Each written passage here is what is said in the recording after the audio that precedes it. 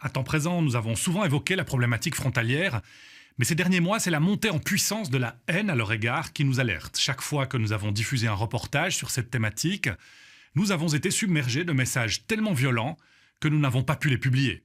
Vérification faite, cette vague, que l'on peut qualifier de xénophobe à l'égard des frontaliers français, est une lame de fond inquiétante. Les forums sur Internet débordent de propos haineux. Récemment, à Genève, la nomination d'une responsable sportive frontalière a déclenché une violente colère populaire, entre autres pour cette raison. Dans ce reportage signé Valérie Teucher et Xavier Nicole, nous revenons également sur le meurtre d'un cadre français des transports publics genevois par un employé à la dérive.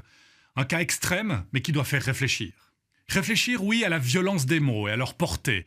Nous avons ainsi choisi de laisser s'exprimer un membre du petit groupe proche du meurtrier des TPG. Ces propos sont précisément d'une violence inouïe. Nous pensons qu'il faut les entendre jusqu'où peut aller la haine, la prévenir et la dénoncer. Car il ne faut pas sous-estimer la réalité, elle est inquiétante. Regardez.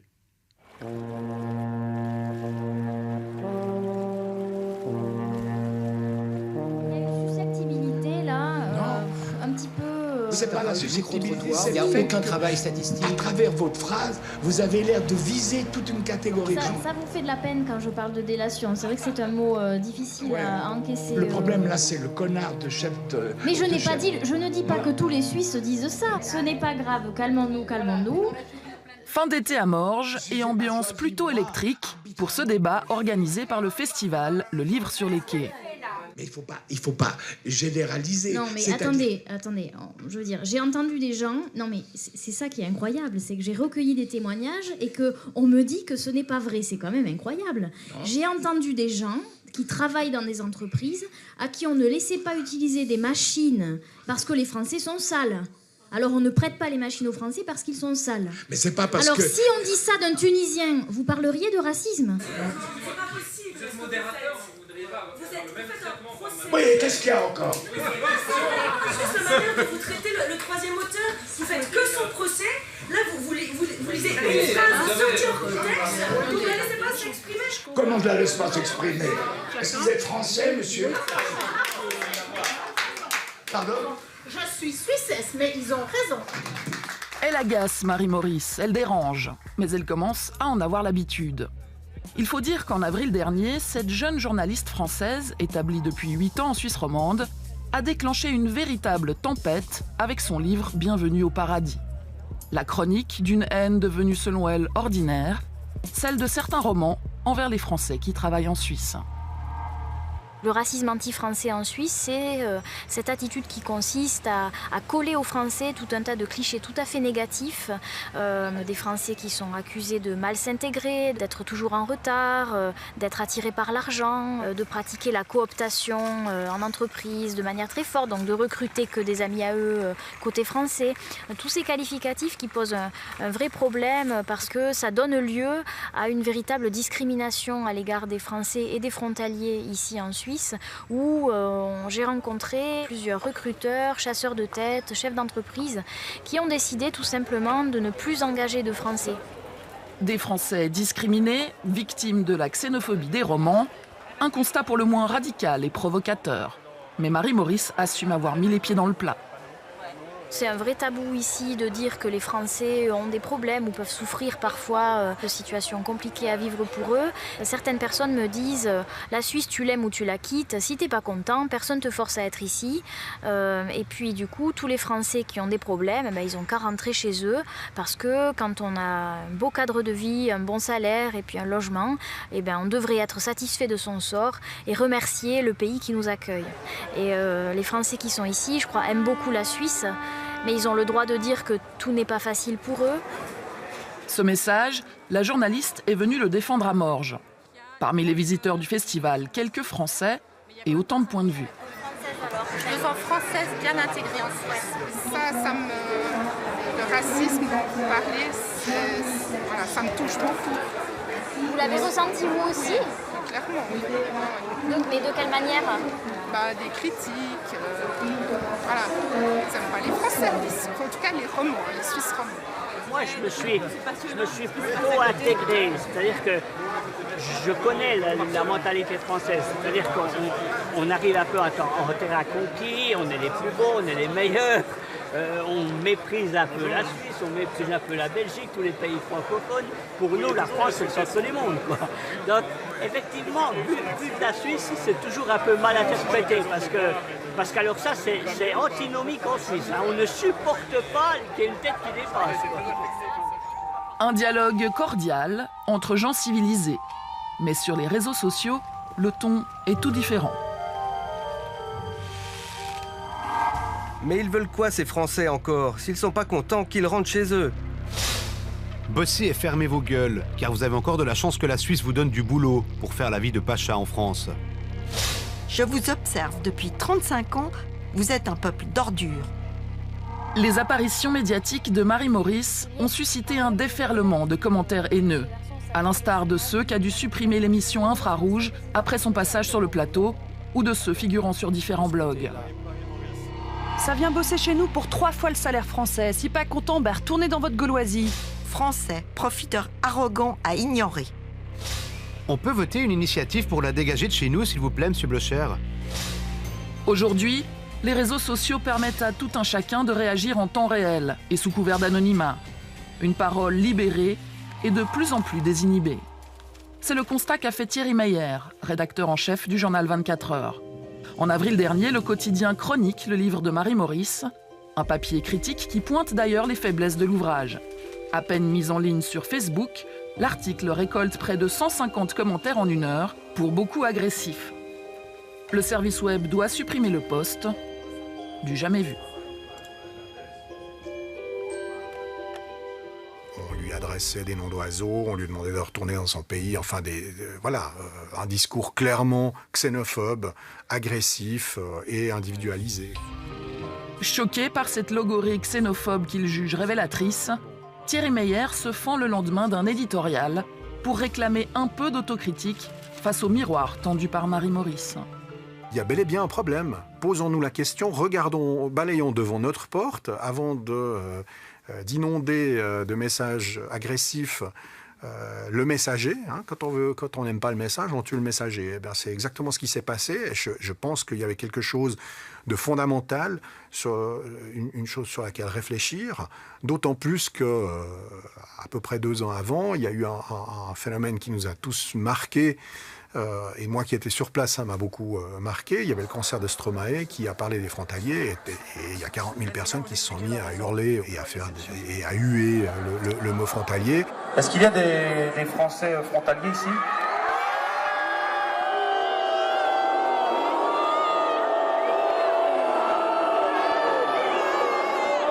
Oh non, on dit pas où, on dit courage. Il y a vraiment, je pense, oui, il y a un sentiment xénophobe à l'égard des Français qui s'expriment. Il y a un faisceau de causes, avec certainement les accords de Schengen, la libre circulation des personnes, des catégories de population qui prennent une certaine importance économique dans notre société, qui sont ressenties comme une concurrence. Et puis, si on veut être encore plus spécifique sur la France, c'est une espèce de complexe d'infériorité qui se transforme en complexe de supériorité. La France va mal et se regarde le nombril en se disant qu'elle va mal, etc. Et puis, y a le réflexe de dire chez nous ça va bien, il y en a point comme nous, etc., etc.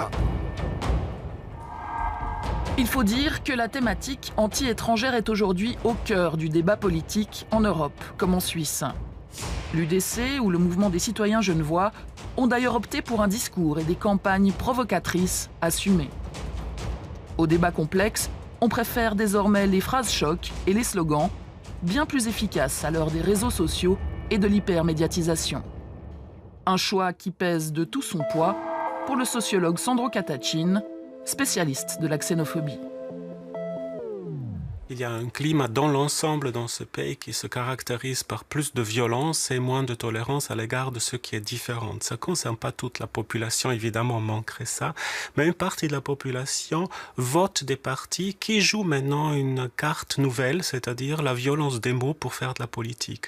Évidemment, si au niveau politique, il y a une légitimation de cette violence, la population en général baisse les filtres et commence aussi à l'utiliser. On est là donc dans une affaire, je dirais, dirais, très importante de civilité de la politique qui c'est en train de se perdre, qui a une influence sur la manière dont les gens s'expriment. En cette fin août, le MCG bat le pavé dans un quartier populaire de Genève avec de toutes nouvelles affiches. Les slogans varient, mais la cible, elle, reste toujours la même, le frontalier, forcément profiteur. Il faut être dans une clarté dans l'expression au niveau politique, autrement on n'est pas entendu, tout simplement. Les frontaliers, maintenant, peuvent faire des déductions gigantesques sur leur déclaration d'impôt.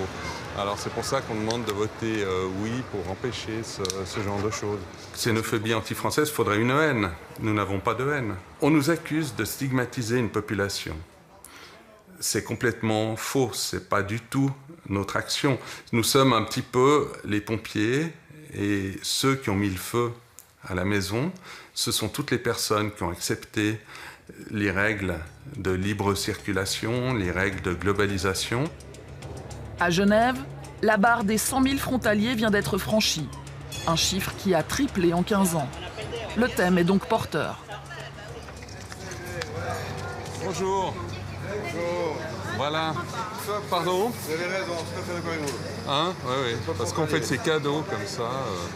Ouais, on leur fait des cadeaux. Ouais. On a moins de budget, on met dehors, puis on regarde les Français.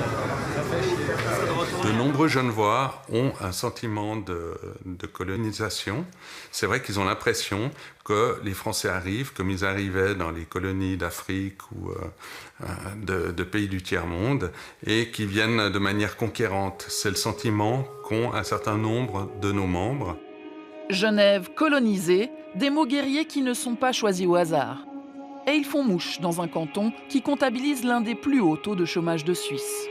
Pour Samy Canaan, ancien maire de Genève, la francophobie trouve ici naturellement un terreau fertile.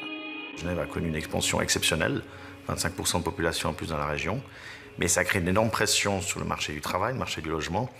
Et du coup, ceux qui se sentent lésés ou perdants dans cette expansion, évidemment, cherchent un bouc émissaire. On est dans une période où, malheureusement, on cherche plus qu'avant des boucs émissaires. Et certaines forces politiques arrivent à canaliser ça vers les frontaliers. Les frontaliers, une thématique désormais récurrente dans le débat public genevois, et jusque dans les domaines les plus inattendus. Ainsi se met le drame de l'été qui s'est déroulé dans le monde impitoyable du patinage artistique. L'affaire concerne une star bien de chez nous, Stéphane Lambiel, et une championne moins connue, Vanessa Gusmeroli. Tous deux enseignent depuis plusieurs années à la patinoire des Vernets. La ville de Genève se cherchait un directeur pour la nouvelle école de patinage. Le service des sports opte en juin dernier pour Vanessa Gusmeroli, son dossier étant jugé meilleur et plus transparent en matière de tarification. Scandale. Dans les heures qui suivent, c'est d'abord Internet qui s'enflamme. De nombreux parents d'élèves contestent cette décision sur le fond. Une pétition est lancée. Mais au-delà des enjeux financiers, rivalité d'ego et querelle de méthode d'enseignement des deux champions, c'est très vite une toute autre question qui va prendre le dessus à la droite de l'échiquier politique.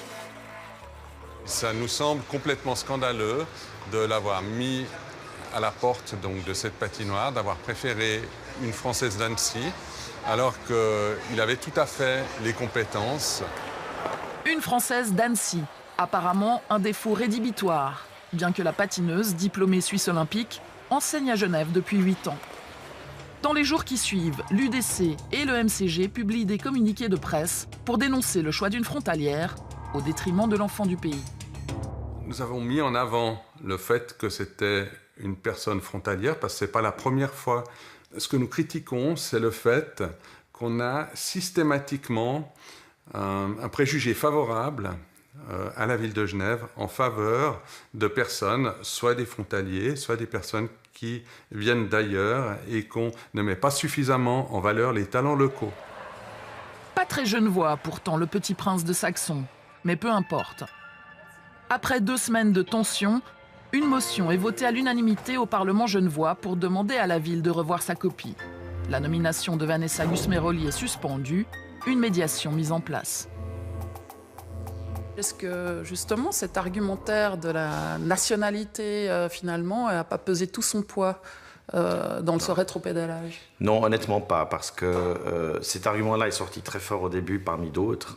Enfin, le principal qui est sorti, honnêtement, c'est pourquoi on n'a pas pris Lambiel, en fait. Puis la Suisse s'est greffée la question de la nationalité de Mme Gus-Meroli. Et les éléments qui ont fait qu'on a interrompu, on va dire, la mise en œuvre de la décision d'attribution et enclenché une médiation, c'est surtout que clairement on avait sous-estimé des éléments concrets de comment se passe l'école de patinage, notamment le lien apparemment très personnel entre un élève et son enseignant. L'aspect nationalité, comme j'ai dit, il était très fort au début, mais il s'est éteint aussi relativement vite. Je pense qu'à part quelques élus du MCG qui ont continué à faire un cirque là autour, au grand déplaisir de M. Lambiel d'ailleurs, ils ont joué cette carte, mais ils se sont retrouvés extrêmement minorisés. Cette affaire est toutefois révélatrice du drôle de climat qui règne à Genève, car la dispute a pris un tour plus inquiétant. Pour avoir choisi la patineuse française, la chef du service des sports de la ville a été assaillie de messages d'insultes anonymes, prise à partie sur la voie publique et surtout menacée de mort par téléphone. Les personnes qui font ça sont forcément un peu malades dans leur tête, enfin, c'est toxique comme réaction. Maintenant, c'est peu par rapport à l'ensemble des réactions qu'on reçoit au jour le jour dans nos administrations qui sont très positives. Mais sur le moment, oui, effectivement, ça choque forcément. Choquant aussi, le Gus-Meroli bashing auquel se sont livrés les internautes sur le web. Grognasse, qu'elle aille faire son boulot à Paris. On engage une Shadok. Bravo nos politiciens. Triste voisin et pays qu'est la Frouzomanie. Que ceux qui ont privilégié cette Française aillent prendre leurs ordres chez les Gaulois. Ce type de reproche est devenu monnaie courante au département de la culture et du sport. Nous sommes régulièrement interpellés au conseil municipal dès qu'il y a une rumeur ou une information, qu'on ait engagé quelqu'un qui habite de l'autre côté de la frontière. Ça a été le cas à l'Opéra, au Grand Théâtre de Genève, c'est le cas dans nos musées, dans tous les grands services, les grandes institutions. Mais en réalité, si on regarde au niveau ville, le personnel qui réside de l'autre côté de la frontière, il est en dessous de 20%, et encore toute nationalité confondue. Donc ça permet chaque fois de ramener les éléments à la réalité, mais c'est vrai que c'est un sujet sensible, mais c'est devenu aussi un business politique. Donc on joue sur la peur des gens, sur leur aigreur, pour en faire un marché politique, un business politique. Reste que ce mélodrame estival laissera des traces sur la glace et dans les esprits. Comme en témoigne Julie, une proche de la patineuse française. Ça devient une ambiance délétère, imbuvable, où chacun se regarde comme un ennemi, ce qui n'était pas forcément déjà facile entre parents de par ce sport de compétition. Mais là, on devient le patineur de la Française, de celle qui a gagné et qui ne le mérite pas. Julie est française, mariée à un Suisse. Si elle a souhaité témoigner anonymement, c'est par peur de représailles et, plus étonnant, par habitude. Quand je suis arrivé de France en Suisse, on m'avait dit dès le départ, ne dis pas que t'es française. Donc, j'ai jamais eu trop de problèmes parce que j'ai jamais dit que j'étais française. Voilà, en fait. Donc si, après, quand des gens le savent, effectivement, je peux avoir des remarques que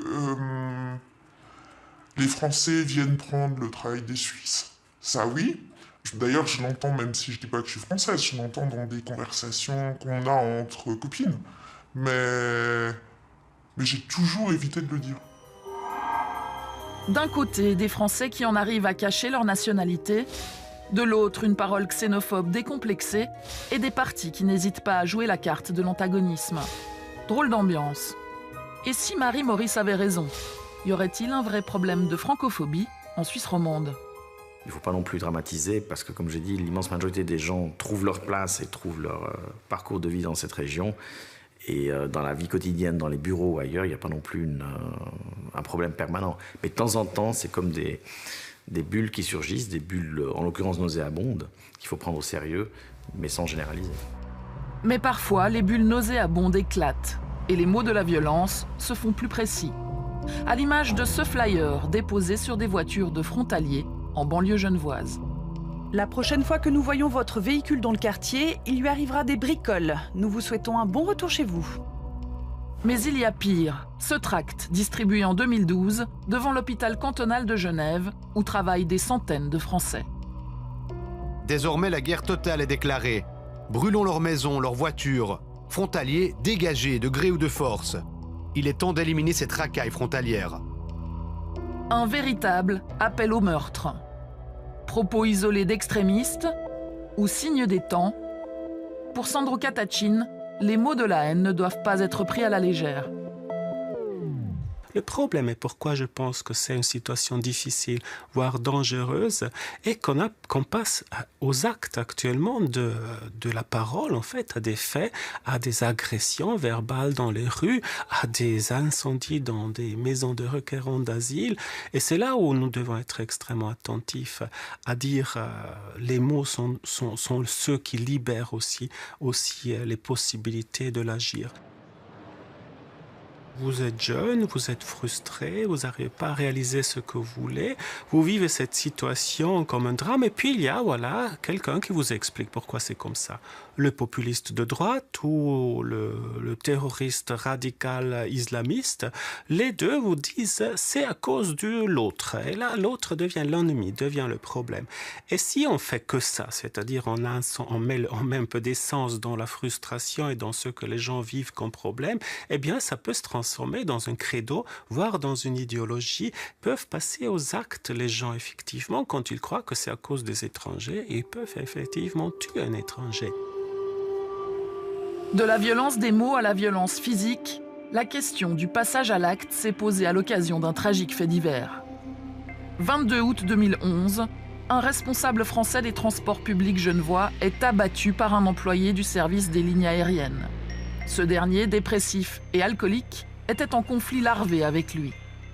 L'homme tente ensuite de s'en prendre à 2 collègues français et portugais, sans succès. En avril 2015, il est condamné à 15 ans de prison. Pour la justice, il ne s'agit pas d'un crime xénophobe. Cette démonstration n'a pas pu être faite.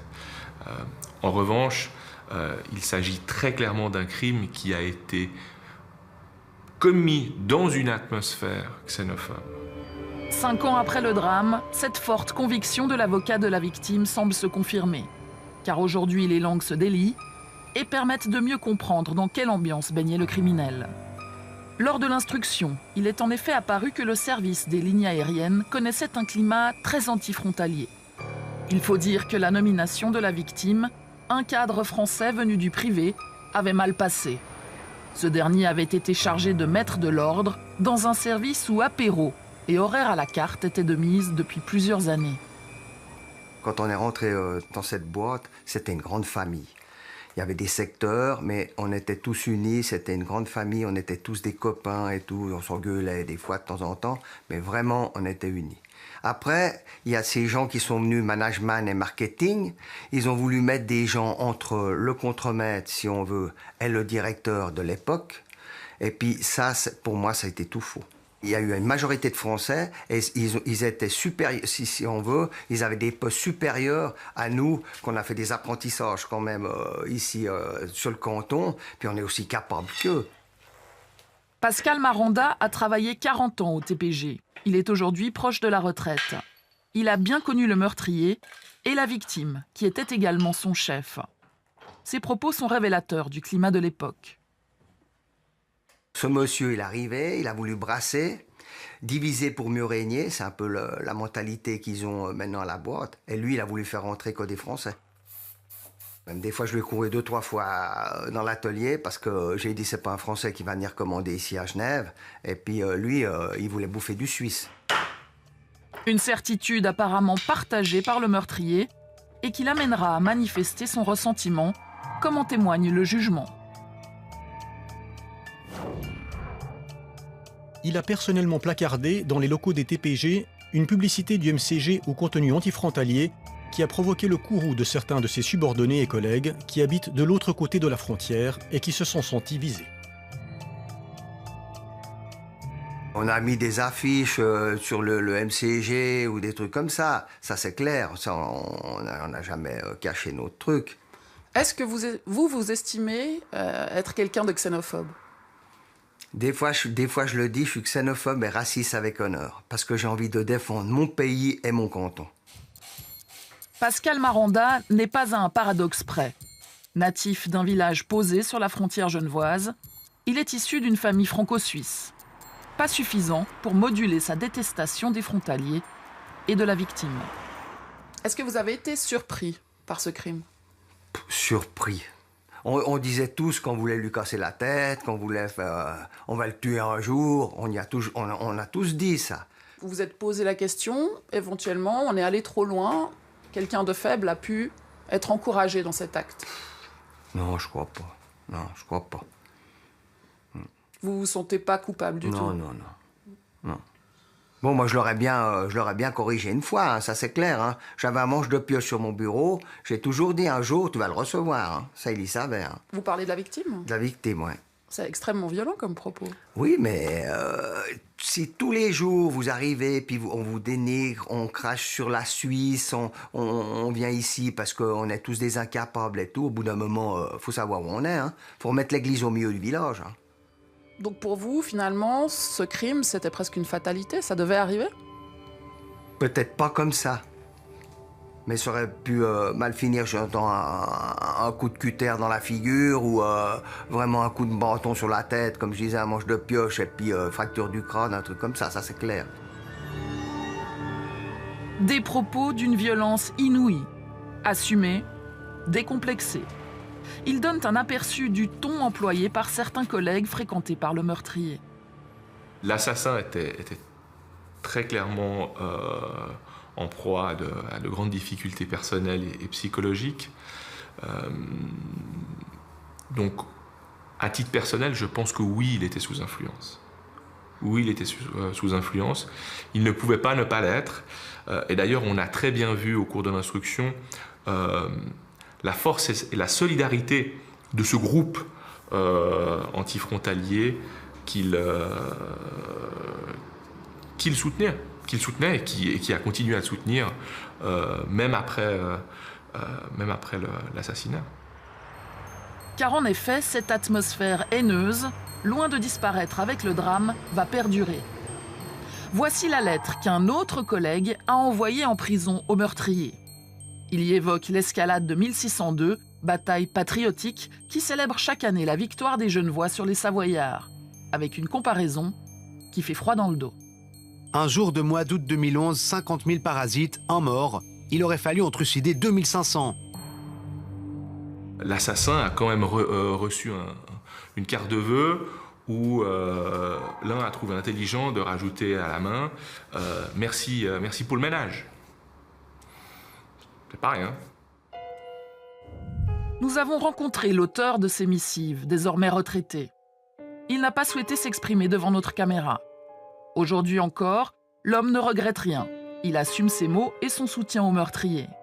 Et s'il qualifie sa lettre d'un peu maladroite, il précise, je cite, qu'elle dénotait bien de l'idée générale. Pour cet ex-employé des TPG, ses propos étaient humoristiques et n'avaient pas vocation à être rendus publics. 5 ans après le drame, la haine semble toujours bien ancrée dans certains esprits. Et si le contexte xénophobe de ce crime n'a pas été retenu par la justice, en l'absence d'autres mobiles avérés, la famille de la victime, elle, garde une conviction. Aujourd'hui, le sentiment de la famille, c'est que leur mari, leur père, a été assassiné aussi parce qu'il était frontalier, aussi parce qu'il était français. Le drame des TPG reste pour l'instant heureusement un cas isolé. Quant au MCG, dont les slogans semblent avoir orné les murs et certains esprits, il s'est toujours défendu de tout rôle dans cette affaire. Reste qu'au terme de notre enquête flotte un vrai malaise et ce constat. Dans le climat actuel, la frontière qui sépare les mots des actes violents est peut-être plus ténue que l'on ne croit.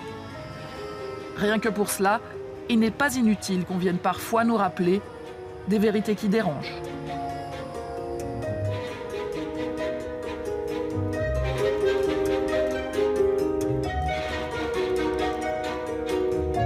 Les dernières statistiques indiquent qu'au troisième trimestre, la Suisse comptait 173 000 frontaliers français, un peu plus de la moitié des travailleurs pendulaires en Suisse, devant les Allemands et les Italiens. Sachez également que nous reviendrons sur la question des frontaliers dans quelques semaines, à la lumière des mesures prises à Genève pour favoriser l'emploi des chômeurs résidant en Suisse. À temps présent, nous avons souvent évoqué la problématique frontalière, mais ces derniers mois, c'est la montée en puissance de la haine à leur égard qui nous alerte. Chaque fois que nous avons diffusé un reportage sur cette thématique, nous avons été submergés de messages tellement violents que nous n'avons pas pu les publier. Vérification faite, cette vague, que l'on peut qualifier de xénophobe à l'égard des frontaliers français, est une lame de fond inquiétante. Les forums sur Internet débordent de propos haineux. Récemment, à Genève, la nomination d'une responsable sportive frontalière a déclenché une violente colère populaire, entre autres pour cette raison. Dans ce reportage signé Valérie Teucher et Xavier Nicole, nous revenons également sur le meurtre d'un cadre français des transports publics genevois par un employé à la dérive. Un cas extrême, mais qui doit faire réfléchir. Réfléchir, oui, à la violence des mots et à leur portée. Nous avons ainsi choisi de laisser s'exprimer un membre du petit groupe proche du meurtrier des TPG. Ces propos sont précisément d'une violence inouïe. Nous pensons qu'il faut les entendre jusqu'où peut aller la haine, la prévenir et la dénoncer. Car il ne faut pas sous-estimer la réalité, elle est inquiétante. Regardez. En française bien intégrée en Suisse, le racisme dont vous parlez, voilà, ça me touche beaucoup. Vous l'avez ressenti vous aussi? Clairement, oui. Mais de quelle manière? Des critiques, voilà. Ils n'aiment pas les Français, en tout cas les Romands, les Suisses romands. Moi, je me suis plutôt intégré, c'est-à-dire que je connais la mentalité française, c'est-à-dire qu'on arrive un peu en terrain conquis, on est les plus beaux, on est les meilleurs, on méprise un peu la Suisse, on méprise un peu la Belgique, tous les pays francophones. Pour nous, la France, c'est le centre du monde, quoi. Donc, effectivement, vu de la Suisse, c'est toujours un peu mal interprété, parce qu'alors ça, c'est antinomique en Suisse. Hein. On ne supporte pas qu'il y ait une tête qui dépasse, quoi. Un dialogue cordial entre gens civilisés. Mais sur les réseaux sociaux, le ton est tout différent. Mais ils veulent quoi ces Français encore? S'ils sont pas contents, qu'ils rentrent chez eux. Bossez et fermez vos...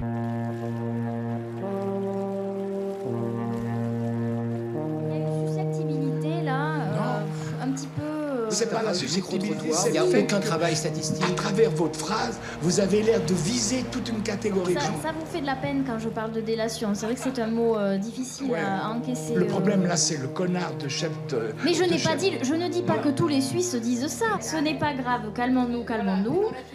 Fin d'été à Morges et ambiance plutôt électrique pour ce débat organisé par le festival Le Livre sur les quais. Mais il faut pas généraliser. Non, mais attendez. Je veux dire, j'ai entendu des gens... Non, mais c'est ça qui est incroyable, c'est que j'ai recueilli des témoignages et qu'on me dit que ce n'est pas vrai. C'est quand même incroyable. J'ai entendu des gens qui travaillent dans des entreprises à qui on ne laissait pas utiliser des machines parce que les Français sont sales. Alors on ne prête pas les machines aux Français parce qu'ils sont sales. Mais c'est pas parce Alors que... si on dit ça d'un Tunisien, vous parleriez de racisme? C'est pas possible. Vous êtes modérateur, vous voudriez pas faire le même traitement. Oui, qu'est-ce qu'il y a encore? À une véritable discrimination à l'égard des Français et des frontaliers ici en Suisse, où j'ai rencontré plusieurs recruteurs, chasseurs de tête, chefs d'entreprise, qui ont décidé tout simplement de ne plus engager de Français. Des Français discriminés, victimes de la xénophobie des Romans, un constat pour le moins radical et provocateur. Mais Marie-Maurice assume avoir mis les pieds dans le plat. C'est un vrai tabou ici de dire que les Français ont des problèmes ou peuvent souffrir parfois de situations compliquées à vivre pour eux. Certaines personnes me disent « La Suisse, tu l'aimes ou tu la quittes. Si t'es pas content, personne te force à être ici. » Et puis du coup, tous les Français qui ont des problèmes, ils ont qu'à rentrer chez eux parce que quand on a un beau cadre de vie, un bon salaire et puis un logement, on devrait être satisfait de son sort et remercier le pays qui nous accueille. Et les Français qui sont ici, je crois, aiment beaucoup la Suisse. Mais ils ont le droit de dire que tout n'est pas facile pour eux. Ce message, la journaliste est venue le défendre à Morges. Parmi les visiteurs du festival, quelques Français et autant de points de vue. Juste la manière dont vous traitez le troisième auteur, vous faites que son procès. Là, vous lisez une phrase sortie en contexte, vous ne la laissez pas s'exprimer. Comment je la laisse pas s'exprimer? Est-ce que vous êtes français, monsieur? Pardon? Je suis suissesse, mais ils ont raison. Elle agace Marie-Maurice, elle dérange, mais elle commence à en avoir l'habitude. Il faut dire qu'en avril dernier, cette jeune journaliste française, établie depuis 8 ans en Suisse romande, a déclenché une véritable tempête avec son livre « Bienvenue au paradis ». La chronique d'une haine devenue selon elle ordinaire, celle de certains romans envers les Français qui travaillent en Suisse. Le racisme anti-français en Suisse, c'est cette attitude qui consiste à coller aux Français tout un tas de clichés tout à fait négatifs. Des Français qui sont accusés de mal s'intégrer, d'être toujours en retard, d'être attirés par l'argent, de pratiquer la cooptation en entreprise de manière très forte, donc de recruter que des amis à eux côté français. Tous ces qualificatifs qui posent un vrai problème parce que ça donne lieu